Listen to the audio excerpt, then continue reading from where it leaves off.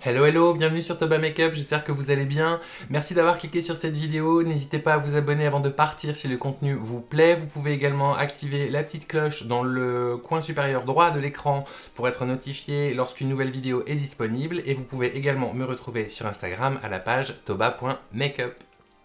Pfiou, mais que le temps passe vite. Je vous retrouve aujourd'hui pour faire la partie 2 de la revue de produits Jeffree Star Skin de chez Jeffree Star Cosmetics.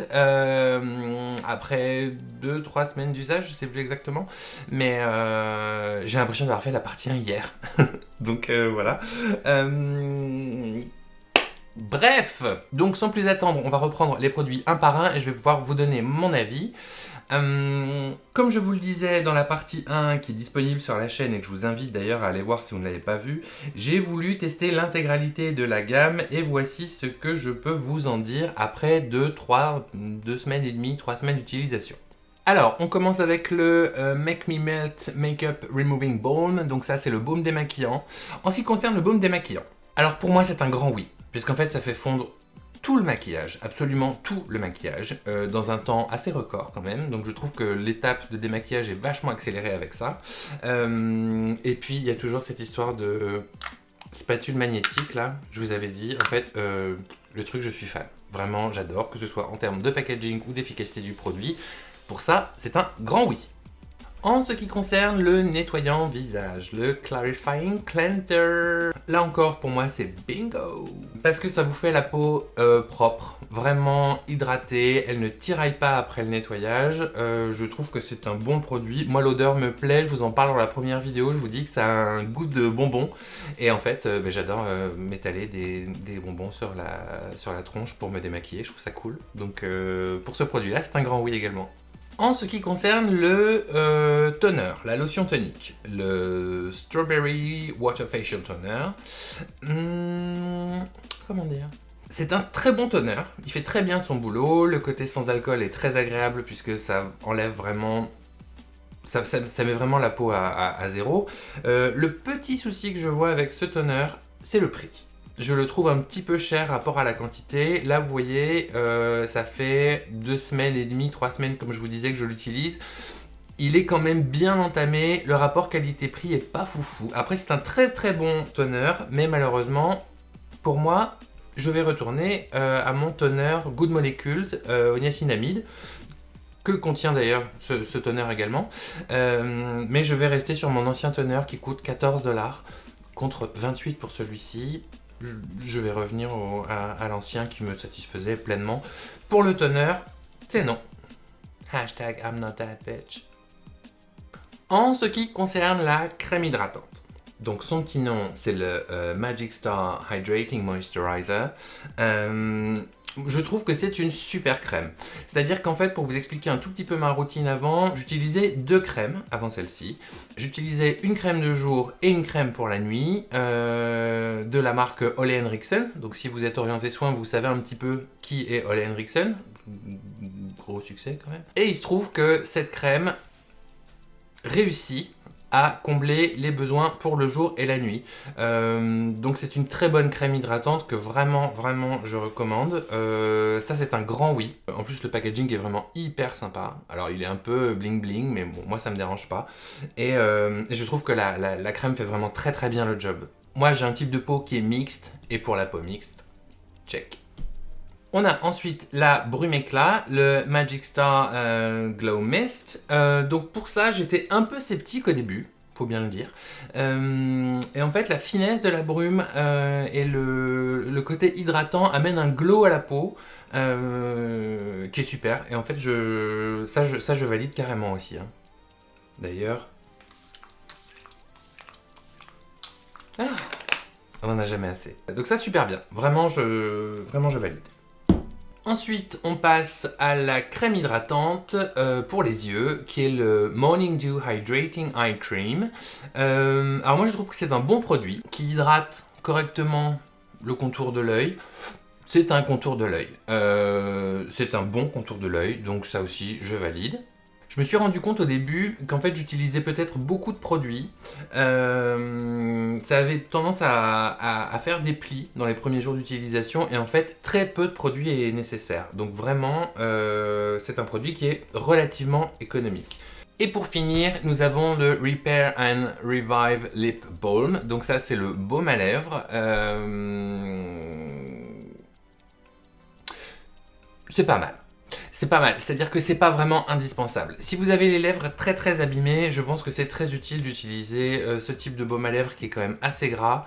Maintenant, dans mon cas, c'est pas excessivement nécessaire puisque j'ai pas de gerçure, j'ai pas de peau morte. Alors je fais régulièrement des gommages bien évidemment pour les lèvres, donc ça aide à entretenir la peau. Mais à moins de vivre sur un iceberg, c'est pas absolument nécessaire. Soit vous avez les lèvres très abîmées, soit vous vivez dans une région qui est un peu froide, auquel cas il faut quand même vous hydrater les lèvres. Alors moi c'est un produit que j'utilise tous les jours et en fait le pot est utilisé au tiers. Donc là aussi c'est relativement économique, je valide. Donc pour résumer sur Jeffree Star Skin, pour moi c'est une très bonne gamme de produits skincare, à l'exception peut-être du toner qui est un peu cher et du Repair and Revive Lip Balm. Voilà, tous les autres produits c'est un grand oui. Sur cela, celui-ci est pas indispensable mais c'est un très bon produit et ça c'est un très bon produit mais je le trouve un poil cher. Après, pour moi, c'est une gamme qui est en raccord avec la marque, c'est-à-dire que c'est quand même une marque qui propose de très bons produits, si on se fie aux palettes du moins, et le skincare ne démérite pas non plus, donc pour moi, ça vaut l'investissement et je vais continuer à utiliser les produits skincare Jeffree Star Skin pendant un petit moment. Ok, alors on va pouvoir passer à la partie 2 de la vidéo, c'est une revue de nouveautés. Alors c'est pas vraiment une surprise parce que je pense que vous avez vu le petit aperçu du thumbnail YouTube. Et aujourd'hui on va tester la Beauty Killer 2 palette de chez Jeffree Star Cosmetics qui vient de sortir. Elle est toute, elle sort du four là. Et on va voir ça ensemble, voir ce que ça vaut. En même temps que cette palette sont sorties une petite collection de miroirs en forme de hachoir à viande, que je trouve personnellement très fun. Alors on m'a dit via les réseaux que les miroirs étaient hyper gadget, alors certes, maintenant quand on fait du détail, on est content quand même d'avoir ce genre d'accessoires parce que je trouve que ça permet d'être hyper précis et chose non négligeable, les miroirs sont très légers. Donc ça c'est cool aussi parce que vous n'êtes pas en train de vous faire une tendinite pendant que vous êtes en train de vous maquiller. Donc ça c'est pas mal. Il existe en rose comme ceci ou en version acier, donc vraiment hachoir à viande. Je trouvais que pour le fun et pour la pièce dans laquelle je me maquille, le rose était plus indiqué, était plus marrant. Voilà, c'est le petit clin d'œil et je le trouve très fun. Alors, à savoir également qu'avec cette collection est sortie une palette de highlighter qui s'appelle la Ice Crusher, que je ne me suis pas procurée parce qu'en fait, des palettes de highlighter et des highlighters, je pense que j'en ai jusqu'à la fin de mes jours. Donc pour moi, c'était pas vraiment un achat utile. Alors, les teintes sont fun. On est chez Jeffree Star Cosmetics, donc c'est des highlighters qui sont un peu non conventionnel, on va dire. Mais moi, j'en ai pas eu l'usage, donc je ne fais pas la revue de la palette de highlighter Ice Crusher qui est sortie en même temps que la Beauty Killer 2. Pour essayer de gagner du temps aujourd'hui, parce qu'en fait j'ai plein de trucs à dire dans cette vidéo, en plus de la revue de Jeffree Star Skin, je veux vraiment qu'on voit ça. Donc j'ai déjà fait mon teint, j'ai déjà mis ma base P. sur mes paupières que j'ai déjà poudrée, pour qu'on commence tout de suite. Donc je vous montre à quoi ressemble la palette. Donc on a encore un très joli packaging. En fait elle est calquée sur la Beauty Killer originale en termes de format. Par contre elle est un peu plus épaisse, elle est un peu plus quali. Donc on a un vernis sur le couteau et sur le logo que nous n'avons pas. Donc en fait on a un effet de matière qui est assez sympa sur la palette entre du mat et du brillant. Toujours plaisir, moi j'aime bien ce genre de truc. Et sans plus tarder, je vous montre à quoi ressemble la palette, donc qui ressemble à... Tadam! Ceci. Alors, le moins qu'on puisse dire, c'est qu'elle est originale, atypique, chelou. Les qualificatifs ne manquent pas. Mais alors moi, pour être très honnête avec vous, c'est vraiment ce vert jaune fluo là qui m'a tapé dans l'œil. Je pense qu'à lui seul, en ce qui me concerne, hein, du moins, il justifie l'achat de la palette. J'aime aussi beaucoup les irisés. qu'on a là. C'est une palette qui est vendue au prix de 45 $. Alors elle peut paraître chère, mais je reviens à ce que je dis dans la vidéo des palettes Natasha Denona. On n'est pas du tout sur des formats standards de panne, puisque là on est sur des pannes qui font 2,5 grammes. Donc c'est quand même assez conséquent. Je pense qu'il y a vraiment de quoi faire en termes de fard et on a le temps de voir venir. Donc elle est vendue 45 $. Alors plutôt que de faire des swatchs sur le bras, parce que moi je pense que les swatchs ça veut rien dire, en fait on va l'appliquer directement sur les yeux. Et le maquillage qu'on va réaliser aujourd'hui pour tester la palette, c'est un cut crease. Pourquoi? Puisqu'avec un cut crease on va pouvoir utiliser beaucoup de couleurs et on va pouvoir tester le mélange des fards entre eux. C'est pour ça que j'ai choisi aujourd'hui de réaliser un cut crease avec la palette Beauty Killer 2.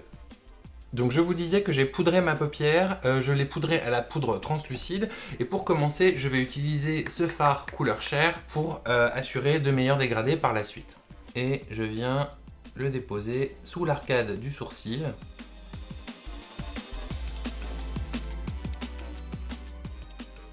Alors là par exemple j'utilise le miroir de la palette qui est de bonne taille en fait et c'est assez agréable. J'utilise pas encore le hachoir mais je vais l'utiliser après. Et la palette est assez légère, donc dans le confort d'utilisation, c'est à noter, c'est cool en fait. Elle pèse pas 3 tonnes. Pour commencer, je vais définir mon coin externe avec 7 teintes et un pinceau applicateur. Ok, ça a l'air cool, ça se dépose bien. Alors c'est le début, donc forcément il faut... Mais en termes de pigmentation, ça m'a l'air pas mal. Oh! Ok. Non, bah en fait, je disais dans la première partie que les produits de Jeffree Star Skin ne déméritaient pas par rapport à l'ensemble de la gamme, parce que c'était une gamme qui est connue pour ses palettes et sa pigmentation. Et en fait, celle-ci ne déçoit pas du tout. Pour l'instant, so far so good.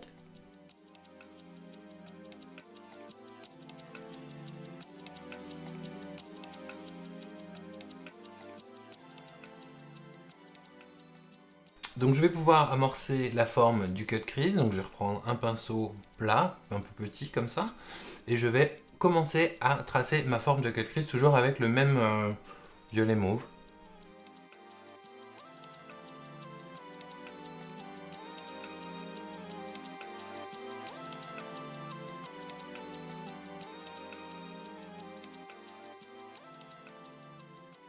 Je commence doucement à étirer ma forme sous le sourcil. Ah, ça c'est ma forme obsession du moment, je la fais tout le temps parce que en fait je trouve que c'est une forme qui me va bien et j'adore la faire, donc désolé si c'est un peu répétitif.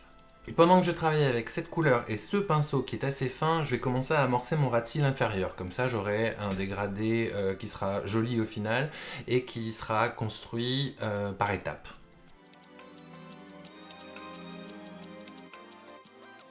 Donc je me raccorde à la forme que j'ai créée précédemment et je me fixe sur mon ras de cils inférieur depuis le début en fait pour rejoindre cette forme et créer cette ligne. Je vais densifier un peu ma couleur en repassant par-dessus avec les pinceaux que j'ai déjà utilisés et je tapote tranquillement.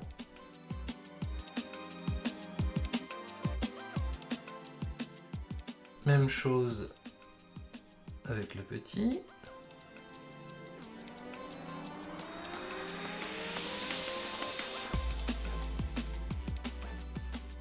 Quand j'ai atteint cette forme, je veux la dégrader. Pour la dégrader, je vais utiliser ce rose que je vais placer vraiment en proximité avec le premier fard et je vais essayer de créer un fondu entre les deux et de diffuser la couleur pour créer une transition vers le sourcil et vers l'extérieur.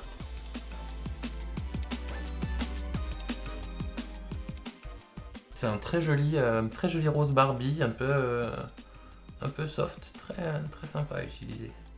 La couleur est très belle.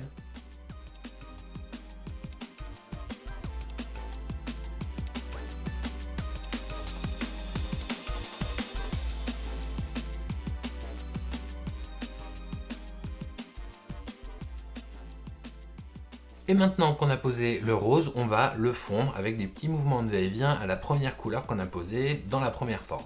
Donc le but c'est vraiment de répéter le mouvement jusqu'à ce qu'on n'ait plus de démarcation entre les deux couleurs et qu'on ait au moins un dégradé et plus cette ligne très nette qu'on a encore entre le mauve et le rose.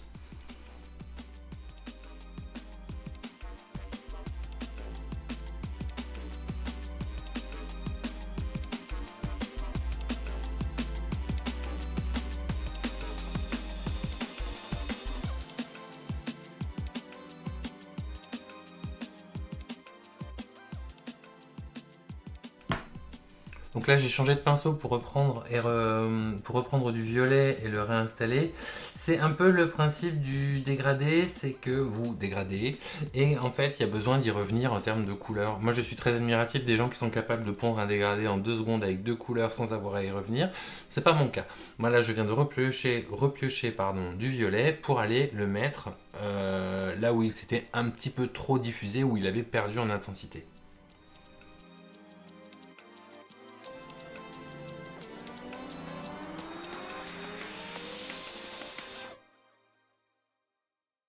Et je viens faire la même chose avec le rose pour refondre l'ensemble.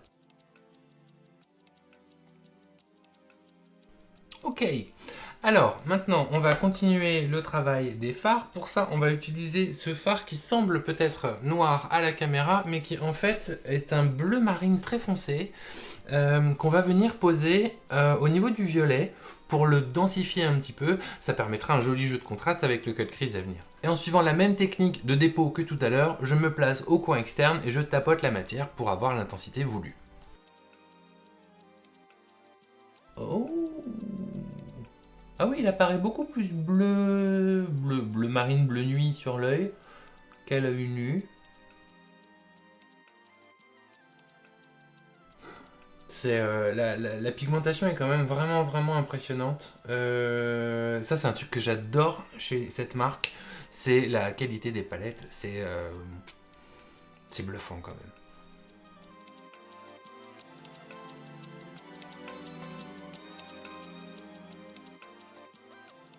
Sur le même principe que tout à l'heure, je vais rejoindre la forme avec un pinceau plat comme celui-ci.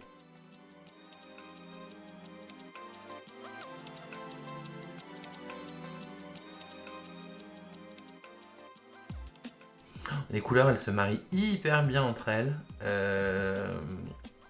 Si la color story de la palette paraît bizarre de prime abord, en fait, je trouve que c'est des mélanges de couleurs qui vont très bien entre eux. Et la qualité du mélange des fards est vraiment sympa. Donc je vais remettre une pointe de mauve et je reprends mon petit pinceau pour venir assurer la transition entre les couleurs.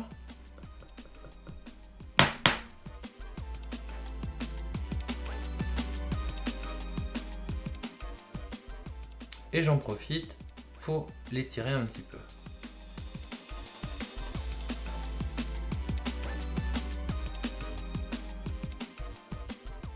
Et ben voilà. Et puis on a un très joli dégradé. Gorgeous. J'ai pas fini et j'aime déjà alors. Alors, comme je veux quelque chose d'hyper contrasté, j'hésite à utiliser cette teinte de la palette, qui est donc un noir, mais qui est un noir pailleté. Je le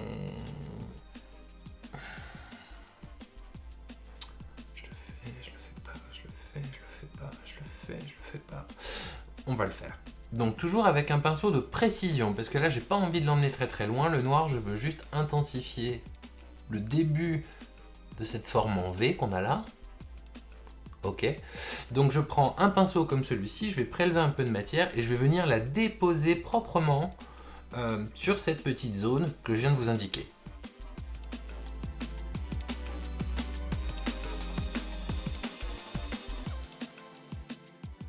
Alors moi je commence toujours doucement avec le noir parce que le noir c'est une couleur qui est difficile à appréhender. Ça peut facilement vous faire des chutes et vous pourrir le teint. Personne n'a envie de ça en fait. Ain't nobody got time for that. Voilà, je préfère y aller piano pour arriver au résultat qui m'intéresse.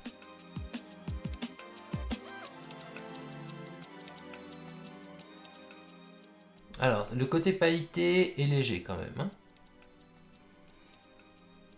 Je m'attendais à plus de... Mais c'est très bien, hein, mais c'est un noir avec quelques paillettes dedans. Et toujours avec un petit pinceau, je vais, même étape que tout à l'heure, je vais estomper cette couleur dans celles qui sont déjà posées.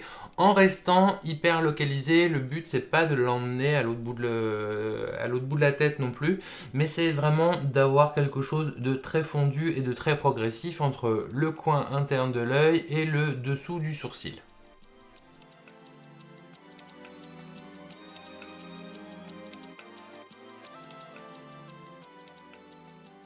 Je le ramène un peu vers l'intérieur, ça va me servir pour le contraste par la suite.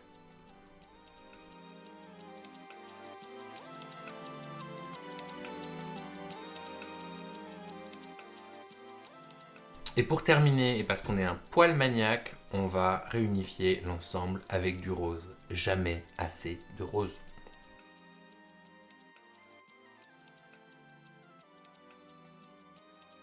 Hyper joli. La forme est hyper jolie, je suis très content de moi. C'est bien, on n'est pas maquillé comme un camion volé encore. Maintenant qu'on a travaillé toute la forme extérieure, je vais venir nettoyer avec un pinceau plat et ma base P. Louise pour avoir quelque chose de plus fin, nettoyer un petit peu et puis donc avoir une super base pour le contraste. Donc ni trop ni trop peu et je vais venir affiner cette ligne.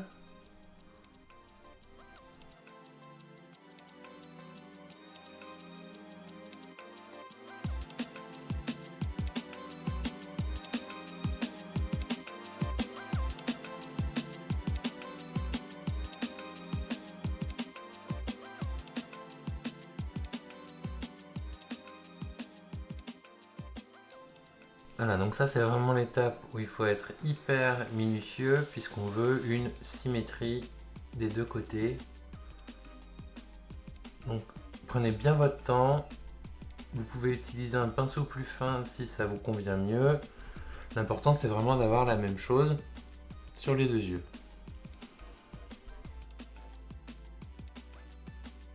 Ok, et maintenant qu'on a nettoyé la paupière avec la base, on va pouvoir créer un dégradé. Pour créer le dégradé, on va utiliser deux couleurs. On va utiliser le rose, encore une fois, qu'on va mettre ici vers l'extérieur, et à l'intérieur, on va utiliser ce vert jaune fluo là qui me fait de l'œil depuis que j'ai vu le reveal de la palette. Et on y va.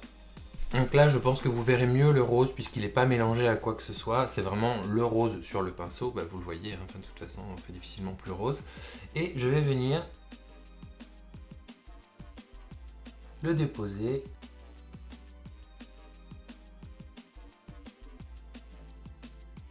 Ouh, non mais regarde le rose!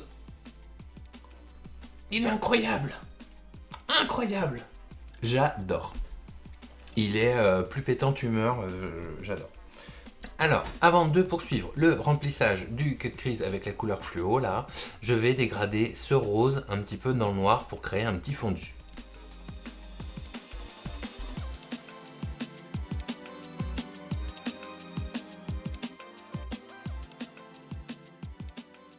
Et on va continuer le remplissage avec cette couleur, cette espèce de vert jaune fluo qui s'appelle Self Expression. On s'en fout un peu des noms. Ça me fait toujours marrer les noms d'ailleurs des fards. Hyper joli ça aussi.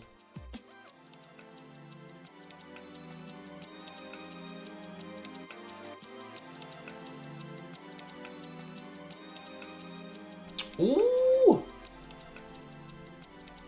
Non mais si, c'est trop bien, c'est trop joli. Les fards sont hyper faciles à travailler.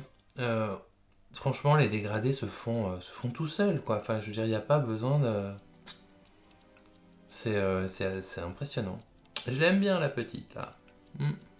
Alors, je cherche une couleur pour mon coin interne, et je pense que je vais partir sur ce petit vert irisé, là, qui est très beau. Et je vais aussi faire la jonction avec le rat-il inférieur.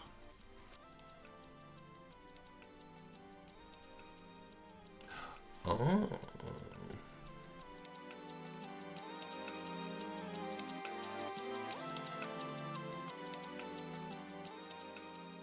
pas moche quand même, hein. Alors, je vais m'accorder une petite entorse en utilisant un autre produit. Ce sont des strass que je vais venir poser au début et à la fin du cut crease. Pour ça, je vais utiliser un peu de colle à fossile. Je viens déposer un point au début sur chaque œil.